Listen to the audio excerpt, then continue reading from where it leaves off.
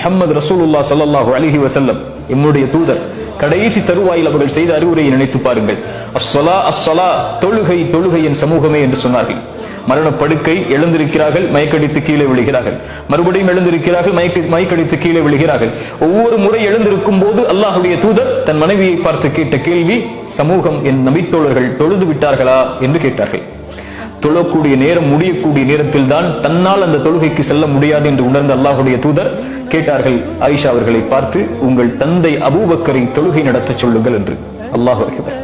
அதற்கு பிறகும் தொழுகையுடைய நேரம் வந்ததற்கு பிறகு தொழுகையுடைய நேரத்தை தவறவிடக் கூடாது என்று இரண்டு நபித்தோழர்களுடைய தோளில் தங்களுடைய கரங்களை போட்டு கால்களை பூமியில் தரதரவன இழுத்து தொழுகையை நிறைவேற்றிவிட்டு அல்லாஹ்வுடைய தூதர் ஸல்லல்லாஹு அலைஹி வஸல்லம் வந்தார்கள். முஸ்லிம் சமூகம் தொழுகையை அதனுடைய நேரத்தில் தொழுவதில் அல்லாஹ்வுடைய தூதருடைய கோபம். ஒரு முறை அல்லாஹ்வுடைய தூதர் ஜமாஅத்துடைய தொழுகைக்கு வருகிறார்கள். அப்போது பார்த்தால் நபித்தோழர்கள் வர தாமதமாகிறது. அல்லாஹ்வுடைய தூதர் சொன்னார்கள், ஒருவரை பள்ளியில் இமாமாக நிறுத்திவிட்டு யாரெல்லாம் ஜமாஅத்துடைய தொழுகையை தொழுவதற்கு பள்ளிக்கு வரவில்லையோ அவர்களுடைய வீடுகளை நெருப்பால் எரிக்க என் மனம் நாடுகிறது என்று அல்லாஹ்வுடைய தூதர் ஸல்லல்லாஹு அலைஹி வஸல்லம் அவர்கள் சொன்னார்கள். அப்படி என்றால் நம்முடைய வீடுகள் எல்லாம் அல்லாஹ்வுடைய தூதருடைய கரத்தால் நெருப்பால் எரிக்கப்படுவதற்கு தகுதியானவைகள். அல்லாஹ் பாதுகாக்க வேண்டும். அல்லாஹ்வுடைய தூதர் ஸல்லல்லாஹு அலைஹி வஸல்லம் நபித்தோழர்களோடு தங்களுடைய மனைவிமார்களோடு அமர்ந்திருக்கும் போது அதான் சொல்லப்பட்டால் அங்கே இருப்பவர்கள் யார் என்றே தெரியாமல் எழுந்து பள்ளிக்கு தொழுகைக்கு சென்று விடுவார்கள். அல்லாஹ்வுடைய தூதருடைய வழிமுறை.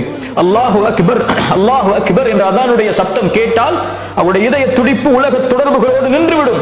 நின்று அல்லாஹ்வோடு தொடர்பை ஏற்படுத்துவதற்காக பள்ளியை நோக்கி விரைவார்கள்.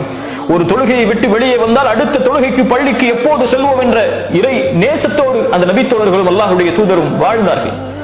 அல்லாஹ் அவர்களை நேசிக்கிறார். தொழுகை அதனுடைய நேரத்தில் தொழக்கூடியவர்கள். அல்லாஹ் அக்பர் என்று அழைக்கப்படும் போது அவர்கள் உணர்வார்கள், என் தொழிலை விட அல்லாஹ் அக்பர், என் படிப்பை விட அல்லாஹ் அக்பர், என் பொழுதுபோக்கை விட அல்லாஹ் அக்பர், என் செல்வத்தை விட அல்லாஹ் அக்பர், என் குடும்பத்தை விட அல்லாஹ் அக்பர், இந்த குடும்ப நிகழ்வை விட அல்லாஹ் அக்பர், எல்லாவற்றை விடவும் அல்லாஹ் அக்பர். அல்லாஹ் அழைத்து விட்டால் உலக தொடர்புகள் அப்படியே தரைமட்டமாக்கப்பட்டு அல்லாஹ்வுடைய தொடர்புக்காக பள்ளியை நோக்கி அல்லாஹ்வுடைய நேசத்தோடு ஒருவன் செல்வான். பள்ளியில் தொழுகைக்காக காத்திருப்பான். அல்லாஹ்வுடைய தூதர் சொன்னார்கள், அது போர்க்களத்தில் காத்திருப்பதை போல், அதுதான் போர்க்களம், அதுதான் போர்க்களம் என் அல்லாஹ்வுடைய தூதர் ஸல்லல்லாஹு அலைஹி வஸல்லம் சொன்னார்கள்.